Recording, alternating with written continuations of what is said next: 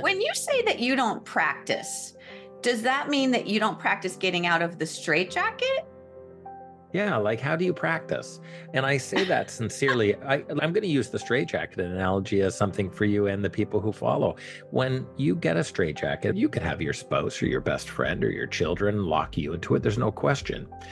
How do you mimic hanging from a helicopter with wind upside down? I want everyone to imagine that when you're hanging upside down, your shoulders go up around your head. Your body is totally different. Your stomach hangs differently.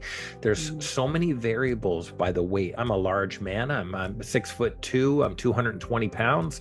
So just being upside down would change how your body would resist against the straitjacket, and how you would practice on the ground with gravity and the way you can bend your shoulders and all of those things are so much different than when you're hanging from your feet because you're stretched out. And even the strongest people in the world have to resist that feeling of being upside down, and you're scared. The world looks totally different under those circumstances. The wind from the helicopter, the wind from just being that high in the sky, everything is changing. So there really is no way to practice it. You put your head down, you move forward, and you hope for the best and go for it. Great title for a podcast, Blessings. Thank you. Yes, I love it. What a great meditation. We are here to learn in the spirit of life. I'm all about believe. You're about spreading blessings. It's great. What about your blessings? What's the biggest blessing of life? What a great question. Because it's the Blessings podcast, I have to ask you, what is your biggest lesson in life? My biggest lesson in life. A whole lot of conversations with people about life and how those things manifest as blessings and lessons, and sometimes both. It's my connection. You're going to get schooled. The journey is the journey. What you and me are searching for are the blessings in this life. Remember the reality of how sweet people are. Spread blessings around the world. You are the most remarkable energy. You make me pause, make me excited, make me think, and make me spontaneously come up with an answer. This is another one of those great moments in time in my life. Thank you for reaching out to ask if I would do the show.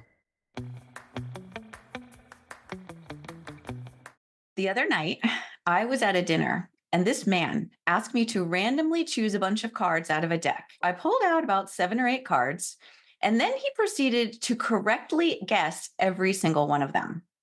He is a mentalist, an illusionist, a hypnotist, and a master magician. As an entertainer, he's performed death-defying escapes. Think Houdini in a straitjacket on steroids. And he's been on TV and live stages internationally, but he's not all show.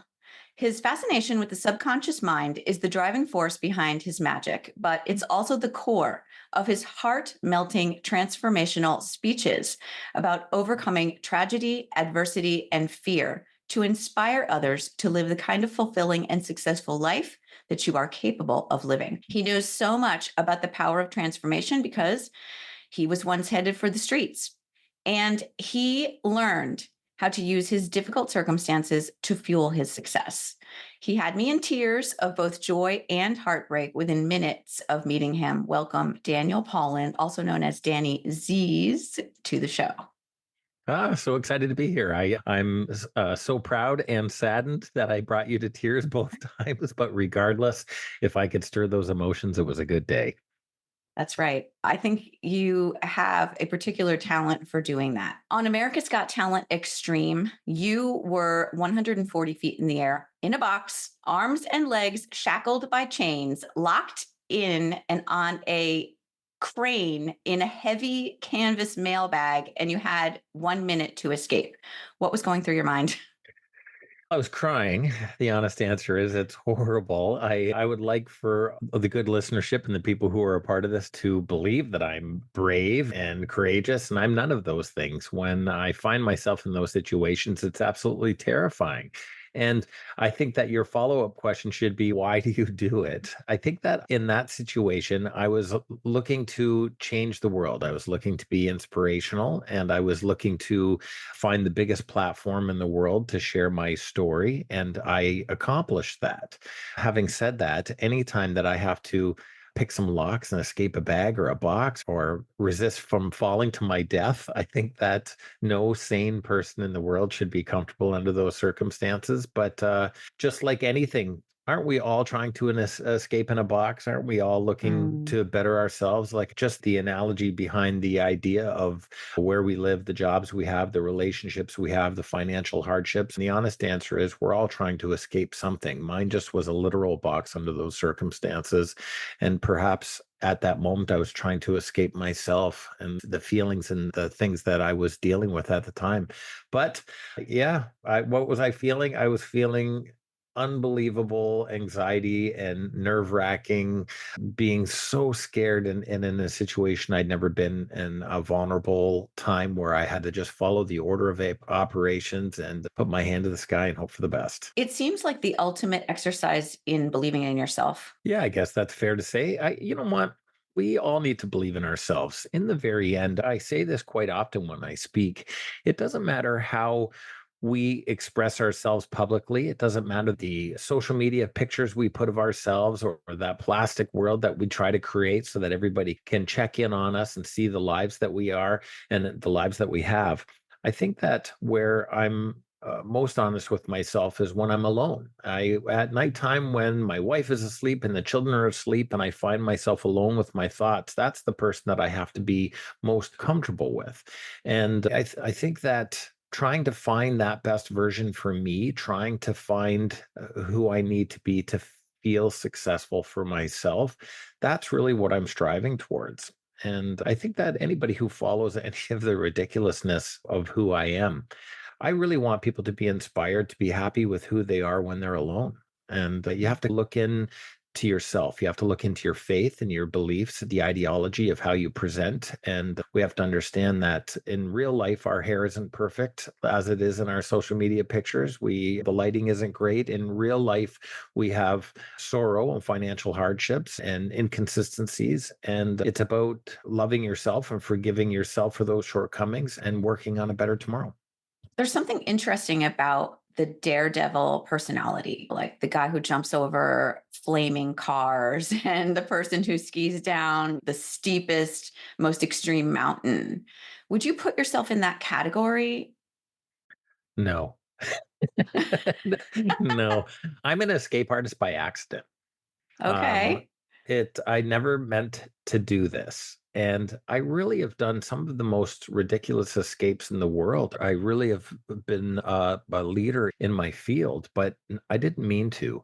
My career started very simply as a magician. I doing card tricks and trying to have some fun with some coins and those things that a lot of preconceived visions of what a magician is. And that's really how it started. I took a course and became a hypnotist so that I could make my show grow a little more. And I had a hypnosis and magic show, and it was good for the audiences. And I was able to support my family in that way.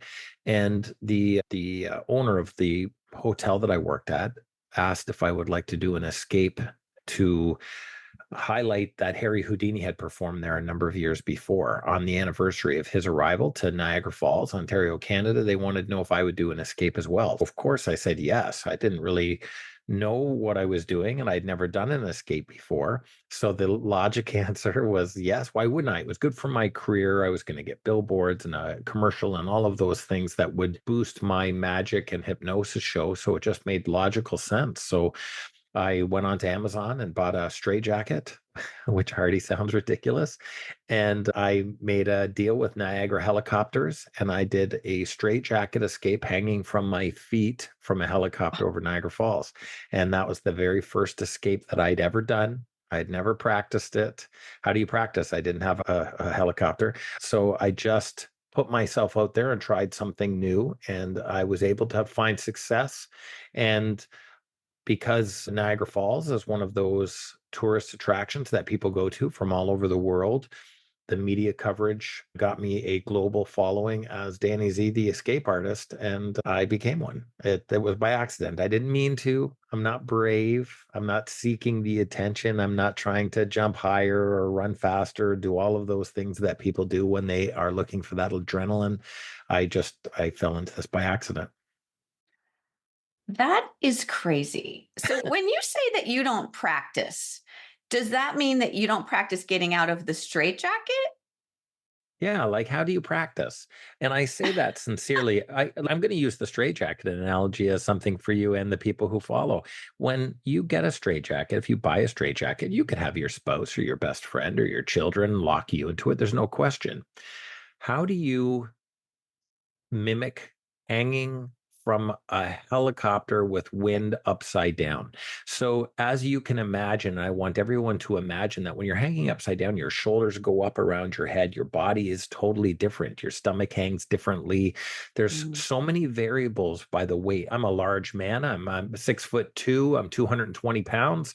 So, just being upside down would change how your body would resist against the straitjacket, and how you would practice on the ground with gravity and the way you can bend your shoulders and all of those things are so much different than when you're hanging from your feet because you're stretched out. And even the strongest people in the world have to resist that feeling of being upside down. So no, and you're scared. The world looks totally different under those circumstances. The wind from the helicopter, the wind from just being that high in the sky, everything is changing. So there really is no way to to practice it. You put your head down, you move forward, and you hope for the best and go for it. Oh my God. I can't even imagine the temperature change too. If people don't understand what Niagara Falls is, it's extreme. It's an extreme weather environment. It's an extreme, obviously, geographical environment. Yeah. That's insane. Oh my gosh. All my go ahead. escapes would be like that. If you consider it, if I'm in a box that's on fire, is very unforgiving. So you can't practice how a fire will travel. If I have a wooden box that has seams, I can't practice which seams will fail or how smoke might come in.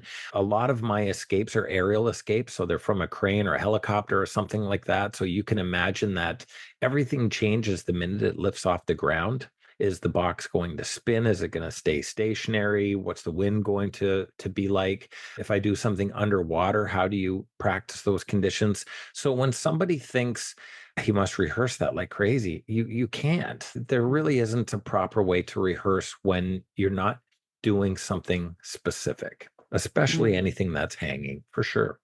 Everything changes. Yeah, that's so true. Wow. There'll be people out there who'll say, okay, that's not real. He's not really in the box. He was never I really know. in the box. Yeah, everybody says that. I always want to say, if I wasn't in the box when the box fell, how come I'm hanging? Like, how do we do that? And that's okay. And for the people who listen and say it must be some trick or something, that's okay. If you need to, if that makes you feel better, or if you need to feel that way, I can say to you, everything that I do is very real. And when you see it on TV, it happens that way. And people say, oh, maybe he has a trick lock. And I don't. I buy my locks like everybody else does. But let's just even pretend that the locks that I have are tricks. I still have to unshackle myself from 10 locks, escape a mailbag, and stand in a box that's swinging from a crane or a helicopter and leap up and clip a safety line before the box falls. If anybody wants to discredit what I want to do, you're welcome to go in the box without any locks and just have it raised 140, 150 feet. And then in the last 3 seconds, leap up and put a little clip on to save your life. If you would just like to do that, I'm willing to share the stage with any of you. Oh, yeah. No, thanks. If anyone wants to watch these videos, they're all over the internet, but you can go to danielpaulin.com and see these featured videos. They're really amazing. I think everyone should go do that after you finish listening to this, of course. Sure. One word that comes to mind when I think of you, and I don't know you that well, but just having met you in person and spent some time with you, the word is emotion. Okay. You evoke emotions. You evoke this strong sense of fear, this strong sense of concern, a strong sense of joy, a strong sense of curiosity. It's like a range of emotions. It's like all the emotions when you perform. Is that intentional? I'm very proud to say that I've been on more than 5,000 stages. I've been on hundreds of television shows and probably more than 1,000 radio programs. And you're the first person that's ever said that, ever. And I'm going to say to you that the character that I play, I entertain under the name Danny Zzzz, and that character is a character. He's a fun brave, interesting character. But the Dan Paulin in me, the father, husband, brother, friend, neighbor, that person is just like you. It's just like everybody. I have all of those emotions. And I think that the only way you'll find success in any media is to be honest with your audience. So I think that whether I'm performing a magic trick or an escape, or I'm talking on a podcast or a radio show, I think if you're not genuine, then the audience won't resonate with anything that you have to say, and they'll just recognize you as not real. So under the circumstances, I don't act any of those emotions. If you and I or somebody else is with me and some of those emotions are allowed to spill out, that's just me being who I am as a person. And I think that's a lesson for everybody to carry forward. I think that if you truly want to find success, then you should be as genuine as you can be for any audience that's in front of you. It feels to me like the way that you can do that talent that you have is for a special purpose. It's like almost transcending something into something almost divine, to say. Okay. Just that the way you have of touching people and letting them experience those deep emotions is really special. My story isn't unlike anybody's. We all have a unique footprint of where we've traveled and the journey that we've been.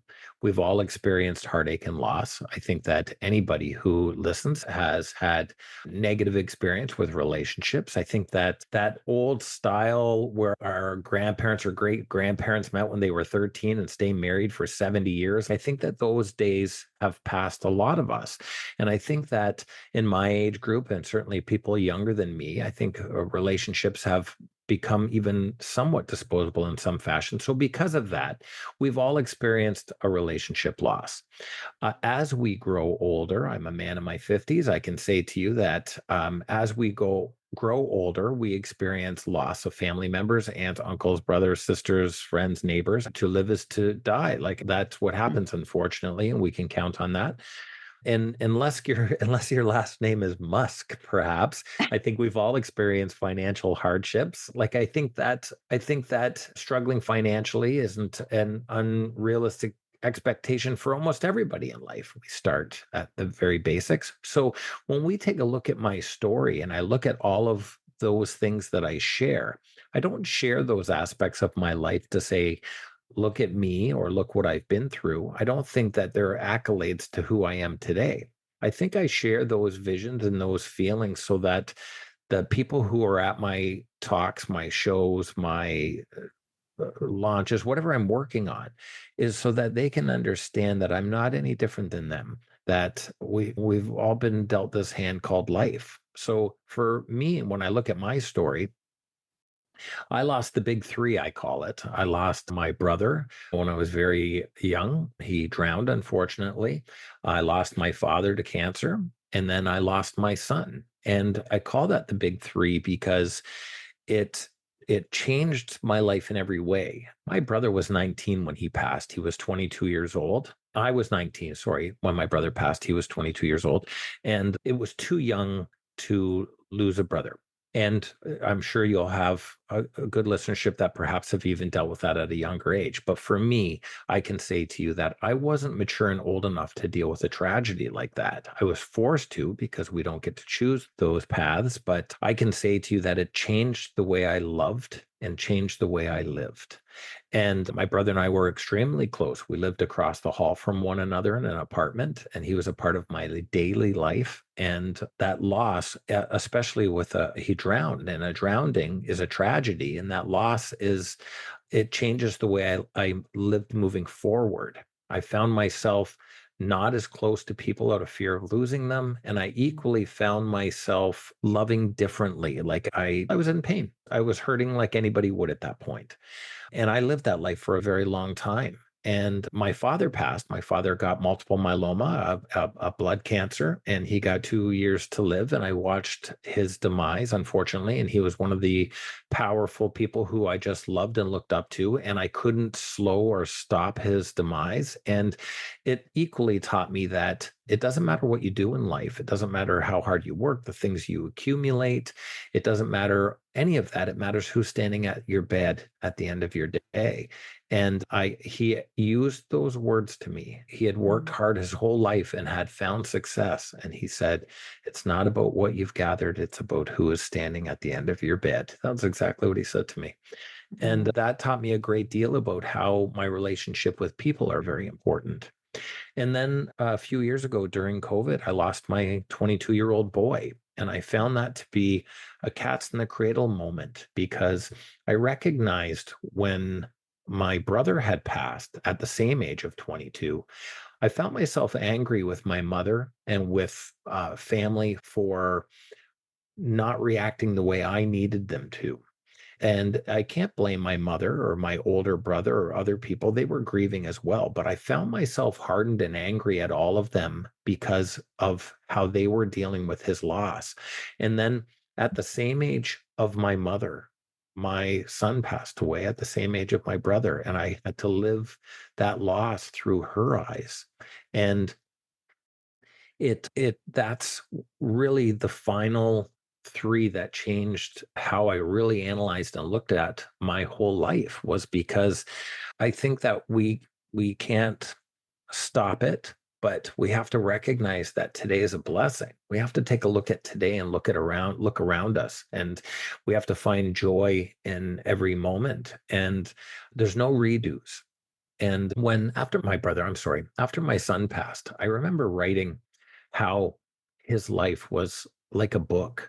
And when he was born, the pages were blank, and he started to write his script of first words, first time sitting up, first rolling over, the first smiles, the first laugh. And the pages started to become more and more filled, where he started to have first days at school and t-ball practice and all of those things that happen in childhood. And then when the teenage pages started to write, they literally just wrote faster than I was able to proofread the script. He had dances and he had friend functions and video games and all of those things. And eventually he became a young man in his late teens and early 20s, where he got a job and lived on his own. And I became less prominent in the book of his life because he became the author, and it was less about the character that was his dad in the book, and it started to become his character of who he was. And when I lost him, I realized that it was an unfinished story, that the story ends when the author sets down the pen. And on that day, my son set down his pen, and there was still so many pages left. The book had barely been written. In the 100-chapter book that should have been his life, at the 22nd chapter, the pages had ended. And I just recognized that at my life, I still had pages left, and I didn't want my manuscript to be empty pages. And I had to take a look at how I could honor my son's story and recognize the importance of the 22 years of pages that I got from him. And I think that if you really look at life like that, if you recognize that we have the ability to continue to write, and it's our story, it's not about the questions that you ask me on this forum. It's not about the relationship with my children or my wife or what I eat or where I go. It's about how I feel about the words that I've penned into place, how my book will read when I'm gone, and how important I have loved and lived those pages. Because in the end, my memory and who I am to all of the people around me will be how the legacy that I leave. And it'll never be about dollars or things that I've accumulated or places that I've been. It will be about the memories and the way I've affected the people who are around me. And I try every single day to find a way to make you, your listenership, my family, the neighbors, anybody who will listen to me, I try to find a way to affect them in a fashion that make them realize that today's a good day and I still hold the pen, and so do you. And what are we going to get out of our tomorrows? And I think that if you look at life like that, you're not afraid to get into the box and escape the shackles. You're not afraid to take those chances because it's our story to write. And I look at every single day like a blank page. And I just hope to fill every one of them before I get to the end. Wow, that was so beautiful. My dad is 83 years young. Every morning, he sends my sister and I and all his grandchildren a good morning message. It's always something uplifting, positive, and encouraging. And it always says, I love you. We all look forward to this, and we know that Granddad won't be around forever. So we really cherish these messages of love and empowerment. My dad loves to say, every day is a new opportunity. And that is what he taught me. That, along with how to work smarter, hold family dear, and go after my dreams. I know there are people out there who go through the motions every day with no one saying good morning, no encouraging word, and to support a positive mindset. And there are others who are doing all the right things, but still need a little nudge to create and maintain positive habits throughout the day. So in my dad's honor, I've created Your Positive Moment. Research clearly shows the benefits of positivity and connection. A recent Gallup poll showed a significant percentage of the world is lonely. Your Positive Moment solves these problems. These are messages that come directly to your phone first thing in the morning, so you can begin every day on a high note. The message includes a loving greeting, an affirmation, a daily reflection, and an easy action step to get you going in the direction of growth and fulfillment and transformation, and to help you stack up good habits. A simple daily message has the power to change your life. Get started with your beneficial morning message habit for free. yourpositivemoment.com.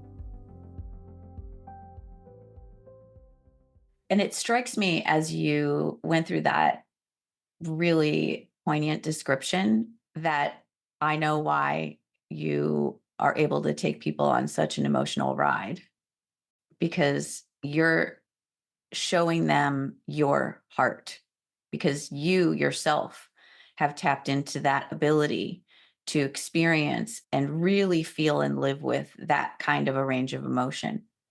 And you're teaching others how to do that. I like to use the term God gives you what you can handle. And I don't even know if that's a proper term. It's just one that I like to use. And I sometimes wish he didn't have so much faith in me because he's given me a lot to handle. But from a very young age, I was the class clown. I stood out in a group. And in my early teens, I found myself still being that person that I tended to be a little bit louder than everybody else or try to stand out. And then in my 20s, I got into the field of broadcasting and I became an entertainer. And I think to myself, this incredible journey that I've been on with these losses, and my life isn't just about those three losses. I've certainly been a business person and a father, and I can look at all of the different portions of my life and speak about. But I can say that because I've been in the media for so long, if I have made it through these hardships and I don't talk about it, that's the sin. Because there's going to be somebody who has experienced a loss or a divorce or financial issues. It doesn't matter how we want to label it. They need to know that we can get through it. They need to know that time will allow us the strength to be on to the next page. And sometimes you have to be open and vulnerable and honest to share that so that the people who aren't strong enough know it's okay. And because I'm a tall, big man, showing that vulnerability makes it a little more acceptable. When a man will stand in front of an audience and cry real tears because he's sad or hurt or broken in some fashion, it makes everybody recognize that it's okay. We live in a world where we look at our pillars and expect them to be strong, and that's not always the case. And I would prefer to be an honest person in the community. So when I look at all of these incredibly brave things that I do and all of these things that I try, I really just want to show that I'm no different than everybody else, that I'm trying to get through it too. So I think that my voice has to be that. I have to be the person that says, okay, now that I've escaped this horrible burning box, I want you to know that it's not easy for me and I got through it. And whatever you're going through, we could do it together. Let's just get through today. And I think that passion for me to share is why God gave me what I could handle, is because he equally gave me the voice and the platform to help people write the next page. Wow. It feels like there is something about like your mission in life, your life purpose in all of this. And what strikes me is like from on my personal journey, I lost my mom in 2001. She was 56. And when I started to approach that age, I'm now 58. Thankfully, I've made it 2 years past, but that was very hard. That time period of approaching the age that she was when she passed. And that was when I really started a lot of my self-awareness journey, understanding what I had been through and my grief journey in that whole 20-year period. And it feels to me like you had a very, I don't want to say fast, but you were able to figure out your lessons from those experiences pretty seamlessly. And you know what to share, what you're meant to share, what the message is for the world based on those experiences that you went through. So, would you agree that you were able to learn those lessons pretty easily, or how did that No, happen for you? yeah, no, it was horrible. All of it was Oh, horrible. sorry. No, I'm trying to make light of it, of course, but I can say to you that, yeah, I am pretty strong in the way I speak and the control in which I talk about it and all of that stuff. And I think that's the character that I have to play. During COVID, I call it the time of COVID. During the time of COVID, my son had dental work done and he got a infection and he passed away. And it's horrible because not only did he passed away on his birthday. He had dental work done a few days before, and I went to his home to take him out for lunch, and I found my beautiful boy passed away. Now, Ugh. I can say to you that if I papered up my windows and stayed home and hit the bottle, you probably would stop by once a week and bring me some wine. Like I would have every reason to be crushed. Well, I wasn't strong enough to have anybody go through his stuff. So I went and packed up his belongings over the course of the next week after he passed away. And I learned about him as I packed the boxes. You know, like when you go through a person's drawers and their sweatshirts or their writings or their books, or look around your office desk right now, all of the personal belongings that we collect. So I packed up my son's life and learned about his last few years of him living on his own during that packing process. I put all his stuff in storage and the storage facility burnt down and my son was erased. So there was just nothing left. So my passion changed. I did paper up the windows and I did sit on the couch. I didn't leave my living room for more than a month. I can remember with the shades drawn, and I can remember my family saying, please come downstairs. And I couldn't bring myself to. And Australia's Got Talent called and they said, we want you to be on the show. And I wasn't strong enough. And I was like, yeah, no, that's okay.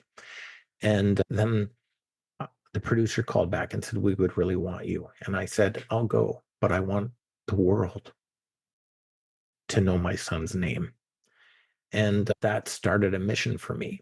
So I got to do these talent shows. And in the beginning and in the end of my show, I got to share my son's name. His name is Mason. And after I had done the show AGT Extreme, Simon had called me and said that my son's name and image had been shared over 1 million times in every country in the world. And it reminded me that a person is not forgotten when people say their name. So I needed to find a way to move forward and celebrate the time that I had. And I had to find a way to let go of the time that I would grieve that I lost.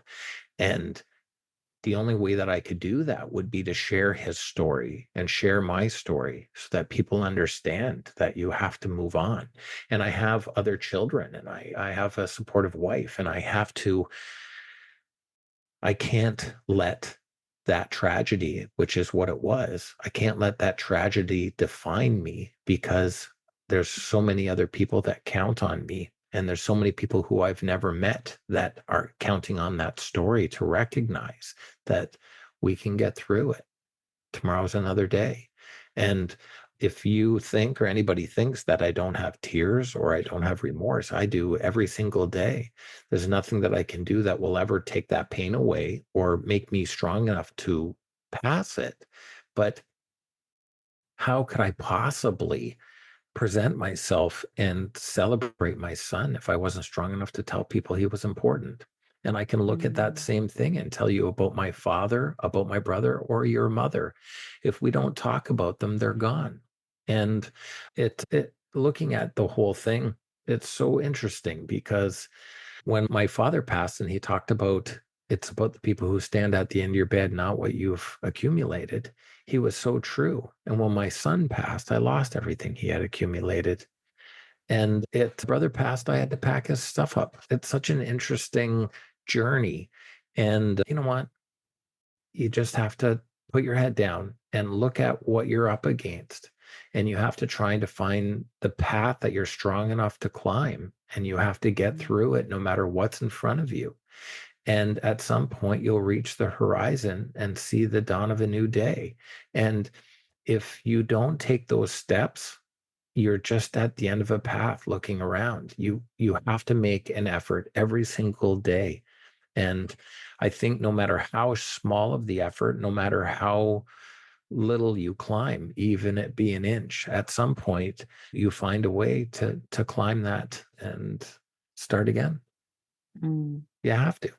Why do you think that some people are tested so strongly in life? I think that we're all tested. I don't think that some people are tested more than others. I think we're just tested differently. I think that I have a very great friend. His name is Grant. And when I was very young, I was 12 years old, we went to his home, and his mom had dry peas in the cupboard that you'd put in soup. They're dehydrated peas. And we took the package and opened them up, and we took straws, and we had literally a pea shooting fight. And we shot these little dry peas across. And we probably did it for about 15 minutes. And then his mom came home, and his mom opened up the door, and she could see these dry peas all over. And she said, "Look at the mess you've made. Grant, go to your room." And Grant burst out into tears, like just burst out, and ran up the stairs crying. He was a 12-year-old boy. And I followed him up. It was weird. I followed him up, and his head was in his pillow, and he was crying. And I'm like, "What's the deal, bud?" You know what I mean? I just couldn't understand such an outburst of emotion. And when he rolled over and looked at me, he said, "My mom's never yelled at me before." So I grew up in a family where if you did something wrong, you got the belt. I'm at that age where you still got a good ass kicking, so to speak, if you did something wrong. And so him being yelled at by his mother was equivalent to me getting a real hard spanking.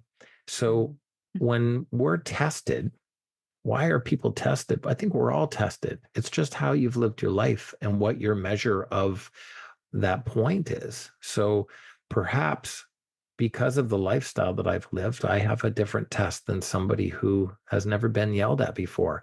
So it's not for me to decide that my test is more dominant or more meaningful than Grant's.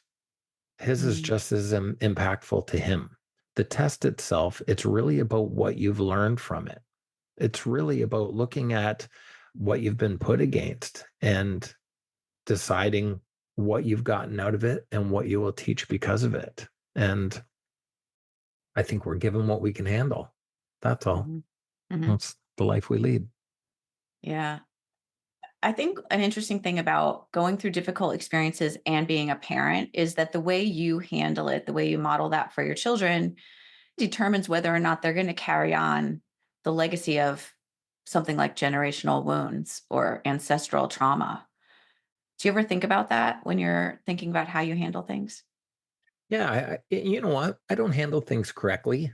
When everybody listens to me talk very strongly and all of these things, I failed my children horribly. Are you kidding me? I think they're going to write a tell-all book one day about how horrible of a parent I was. I never got the how to be the right parent booklet when when I had children. And for me, I can say to you, I grew up very poorly, so I try to provide my children with all of the things that I didn't have. And in turn, I create a child that doesn't appreciate what they got. And I find myself constantly doing that. When I look at my son who hasn't raked the leaves, and I think to myself, when I was your age, that's what we all say. Do you remember that when I was Oh, your yeah. age? I Yeah, say when that I all the was your time. age. Yeah, when I was your age, my mother would have had me out raking those leaves as he's playing his PlayStation on a 65-inch TV. Like it's just Oh, yeah. ridiculous. So I have created the environment that has allowed him these pleasantries. And I didn't know in doing it, that's what would happen. I just didn't want him to live my life. And in turn, I created a path for him to live one that he will regret when he's a parent. And I don't know any minister, pastor, doctor, psychologist, friend. I can't give you any title that you would like to have and say that person does it right. I think that no matter how hard we try, we're going to find failures within the boundaries of how we present no matter what. And we have to learn from it. And we have to be willing to evolve. So as I fail my children, I have to learn from those failures and they have to accept my failures. And more importantly, I have to accept them. I have to recognize that to my children, I might not be the best version of who they need, but it's the version that I thought was best. And I have to forgive myself for making those errors because I make them every single day, no matter how hard I try. It's like the metaphor of not being able to practice your escapes before doing them. You That's don't it. know how it's Same going to thing. go. No, all you can do is hope for the best. That's right. Oh my gosh. I mean, you're so right. You're so right.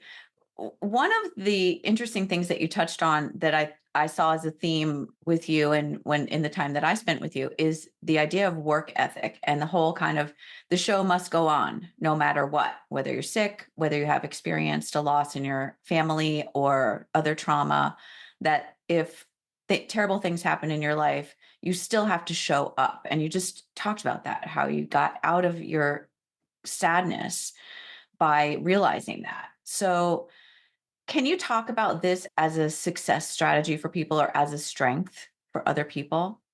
Yeah, the character that I play, the Danny Z character, isn't allowed to be sick. Mm. Superman doesn't have a day off. I just mean that it's the character that I play has to be at the show that I'm hired to do. And because I worked at a theater in Niagara Falls, we did 2 shows a day, 7 days a week for 7 years.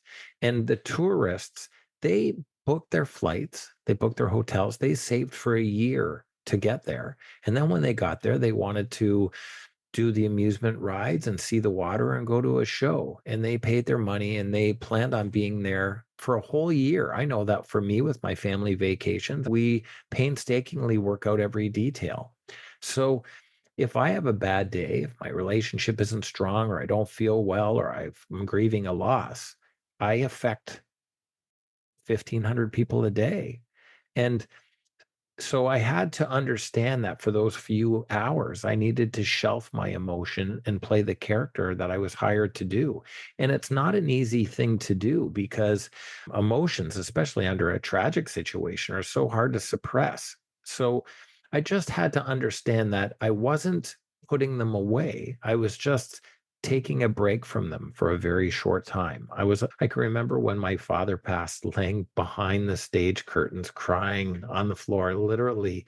And then my producer bringing me a wet cloth to wipe off my face. And then the music started, and I walked out on stage and did my 90-minute show. And then I went back and laid behind the curtains and cried until the next show. I couldn't walk out on stage and be that character. That's not what they paid for. And it's not an easy task to do. I don't think anybody will find that to be an easy task to do.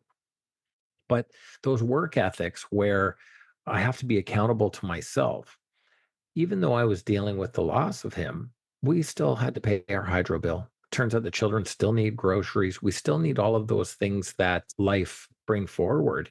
And when you're dealing with depression, anxiety, loss, any of those hardships, the hydro company doesn't feel them. They're not like, man, Dan's having a bad day. Let's just knock that bill down a little bit. Or what the milk fairy will bring some milk and eggs by later. Like life doesn't have that.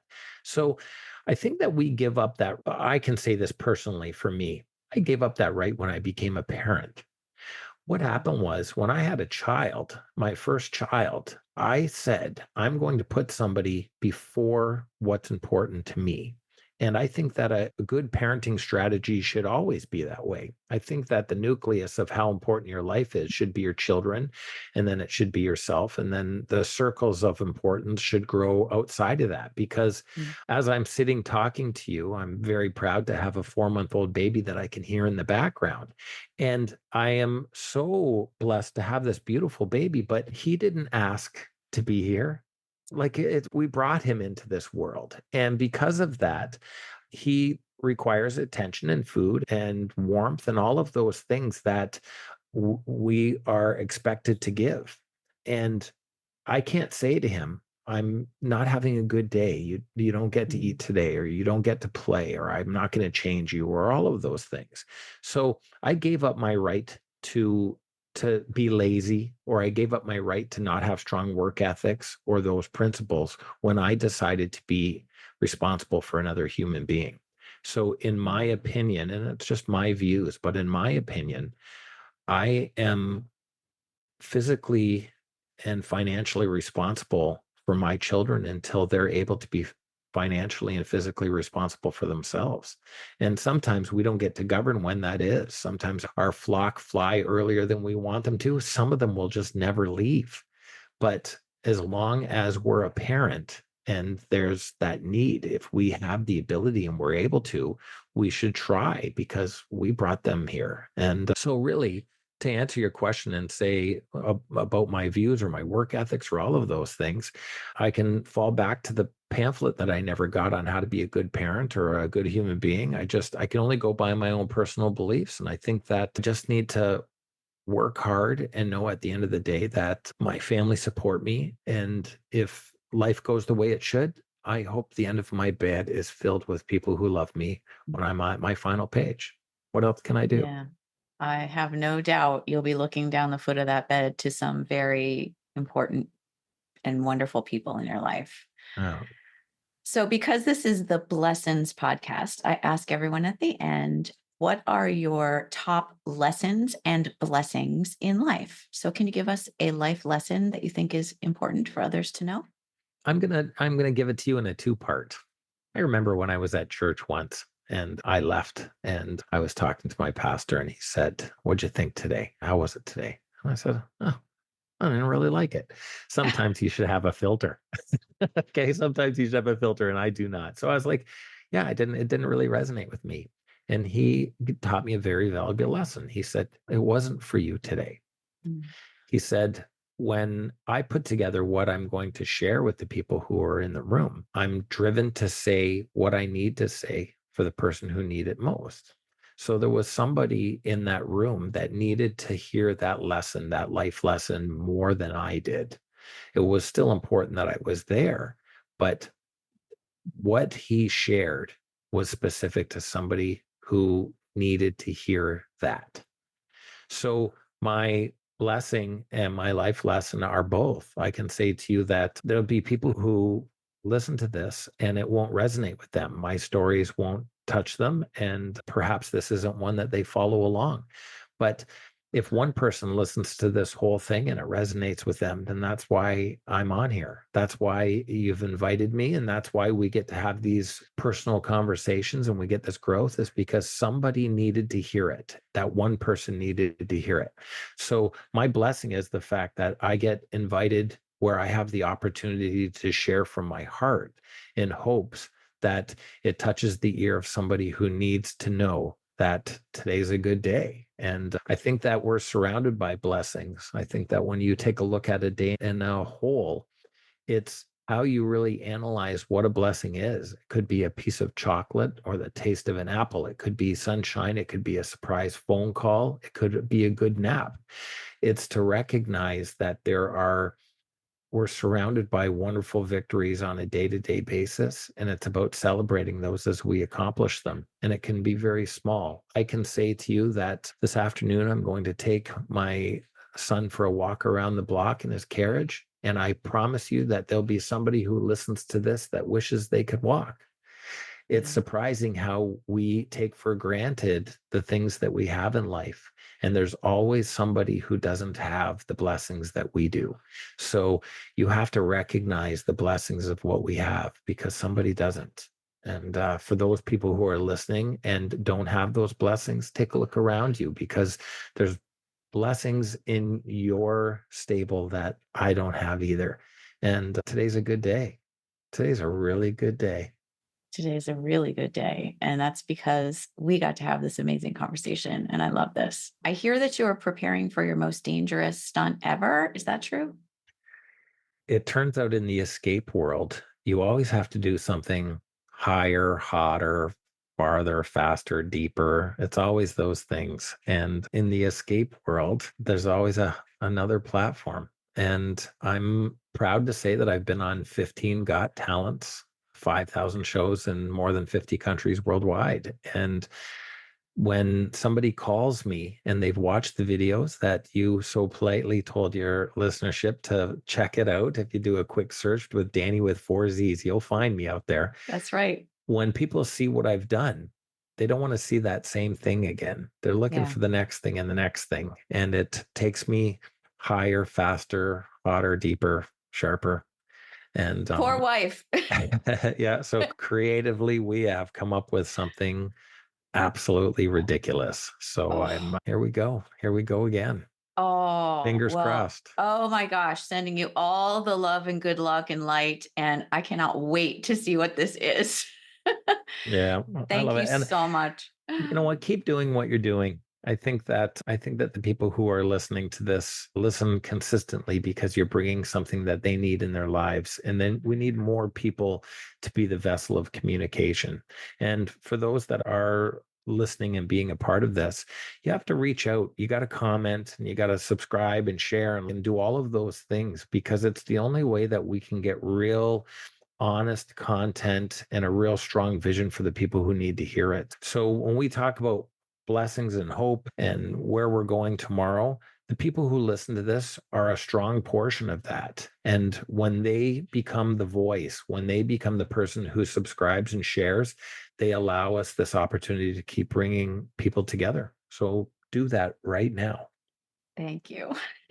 Thank you for that. Thank you for joining me, Dan. It's so great to talk with you today. And I really appreciate the person you are and what you bring into this world. It really does resonate with me.